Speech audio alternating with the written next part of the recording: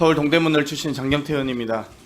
후보자님 방금 동료 위원께서 질의하실 때 막 답변하시던데 트위치가 뭡니까?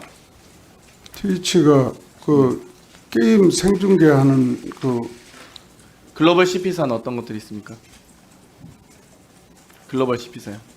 뭐 글로벌 그 저기 콘텐츠 그 제공자들 그게 트위치입니다. 예. 예. 예. 망 사용료 문제는 어떻게 생각하십니까? 거기에 대해 입장이 있으십니까? 그거요 뭐 말씀 아니 방송통신에 대한 정책에 대한 위원장 후보자 아니십니까? 아니 그러니까요 그 망사용료는 지금 뭐 저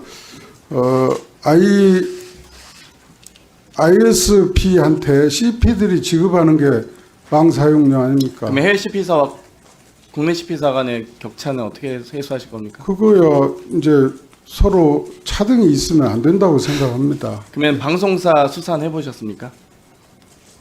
안 해봤습니다. 그러면 방송통신과 관련된 아무런 인연이 없으시네요. 요즘에는 윤석열 정권 들어와서 병원 압수수색 해보시면은 서울대학교 병원 감사 가시고 뭐 이런 식으로 다 관련도 전문성 넘는 분들이 지금 다 낙하산처럼 내려 꽂히고 있잖아요. 근데 지금 후보자께서는 심지어 방송사 수사도 안 하시고 방송통신위원장이 되신 거네요. 후보자로 지명되신 거네요. 참 한심합니다. 2007년에 서울중앙지검 3차장 시절에 다스 수사하신 적 있으시죠? 예. 예, 이때 발표하실 때 뭐라고 하셨습니까? 자금 회계장부 면밀히 추적했는데 증거 발견하지 못했다고 하셨죠? 그렇습니다. 예. 법원은 246억 가량 횡령하고 실소유자였고 죄질이 나쁘다면서 징역 15년에 벌금 130억 선고했습니다. 근데 이 서면 질의에 대해서 해당 사건에 대해서 엄정하게 수사했다라고 하셨습니다. 제가 보기엔 명백하게 부실 수사인데 왜 이때 수사하지 못했습니까? 무능하신 겁니까? 아니면은 봐주기 수사하신 겁니까? 그렇지 않습니다. 그럼 어떻게 그 당시 모르셨어요? 그 당시 다스의 실소유주가 이명박 전 대통령이었다는 걸 모르셨어요? 그 당시에는 시절에? 예, 그 당시에는 정말 전혀 수사를 정말 못하셨네요. 그런 증거가 없다고 근데 건의위원장 하실 발표했습니다. 때 일사천리로 하셨지 않습니까? 알겠습니다. 근데 이명박 정부 출범 이후에 2개월밖에 지나지 않았는데 훈장 받으셨어요? 근정 훈장. 공적조서 내용 아십니까? 정확히 안 봐서 17대 대선 관련 사건을 엄정하게 처리하여서 이명박 대통령 후보자에게 수사하시고 나서 2개월밖에 지나지 않아서 근정 훈장 수여 받으셨습니다. 훈장 수여 추천한 사람 누구십니까? 모르겠습니다. 그냥 셀프로 추천하셨습니까? 아니면 이명박 대통령이 대선 자금 수사 봐주기 수사 잘했다고 훈장 주셨습니까? 답변해 보십시오. 그냥 갑자기 뜬금없이 훈장을 받으신 겁니까? 대선 자금을 수사한 검사가 정권 출범 이후에 2개월 만에 훈장 받았습니다. 이게 어떻게 봐주기 수사가 아니고 짬짬이 수사가 아니겠습니까? 근정 훈장이라는 게 15년 이상 된 그 공무원들한테 주는 훈장으로 알고 있고요.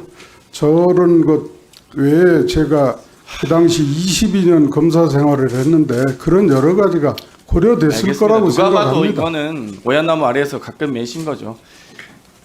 이 권익위원장 하시면서 방통위원장 후보자까지 아주 바쁘게 지내셨습니다. 이번 달 한 달을. 제가 보니까 국무회의도 가셨고요. 대면 보고도 받으셨고요. 또 정무위 전체회의도 가셨고요. 또 방통위원장 방통위 준비 사무실도 출근하시고 참 예결위까지 가셨어요. 권익위 예산은 많이 챙기셨습니까? 제가 아무튼 바쁘셨는데 이 권익위원장 사퇴를 왜 이렇게 늦게 하셨습니까? 6일날 원래 하신 걸로 저도 알고 있었는데 22일에 사직하셨더라고요. 그것도 비공개로.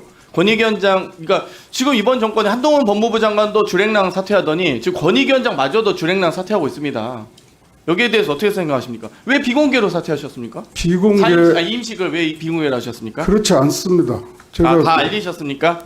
그것은 제가 알리라 마라 그렇게 직원들한테 얘기한 적이 없습니다. 서울과 세종을 그래서 나중에 지내셨더라고요. 일부러 보도 자료까지 제가 미처 기자들한테 안 알렸다고 그래서 알겠습니다. 보도 자료 배포하라고 그렇게 얘기를 했습니다. 네, 근데 권익위원장 왜 빠르게 임하시지? 왜 후보자 여유가 있으셨습니까? 업무 공백을 최소화하는 업무 공백을 최소화해야 됐으면 방통위원장 후보자가 되셨으면 안 되죠. 기본적으로 그건 당연한 소리고요. 지금 남영진 KBS 전 이사장 청탁금지법 위반 관련돼서 7월 13일 날 신고 접수 받고 나서 조사 착수 4일 만에 하셨습니다. 권태선 박문진 이사장 청탁금지법 위반 관련돼서 20여일 만에 조사 착수 바로 하셨습니다. 박민 KBS 사장 청탁금지법 위반 관련돼서 10월 16일 날 신고 접수됐습니다. 여기에 대해서 보고 받으셨습니까? 예, 접수 사실 보고 받았습니다. 네, 받으셨는데 왜 조사 아직도 2달이 넘었는데 아마 조사 착수도 안 하시나요? 이거 현 정권 인사라서 그렇습니까? 절차대로 하고 있을 아니, 거라고 생각합니다. 전에는 이렇게 신속하게 권익위가 조사 착수하셨잖아요. 심지어 결과 발표 40일 만에 하셨어요. 근데 2달이 지나도록 조사 착수도 안 하는 게 결과를 한 달 반 만에 내는 권익위가 왜 2달이 넘도록 조사 착수도 안 하냐고 묻는 겁니다. 절차대로 아니, 그러니까 조사하고 왜 이렇게 있을 다르냐고요. 거라고 내로남불입니까? 생각합니다. 권익위는? 아닙니다. 그럼 앞으로 방통위도 내로남불로 운영하실 겁니까? 그렇지 않습니다. 그러면 김건희 여사 그 명품백 수수 의혹 아시죠? 영상 보셨을 텐데 청탁금지법 위반 소지 다분해 보입니다. 여기에 대해서 조사 지시하셨습니까? 보고는 받으셨습니까? 12월 19일 날 네, 신고 접수됐고요. 예. 조사 지시하셨습니까? 지금 권익위에서 법과 절차대로 처리하리라고 생각합니다. 그러니까 이게 내로남불 권익이었던데 지금 내로남불 방통위가 되어 가시는 거죠.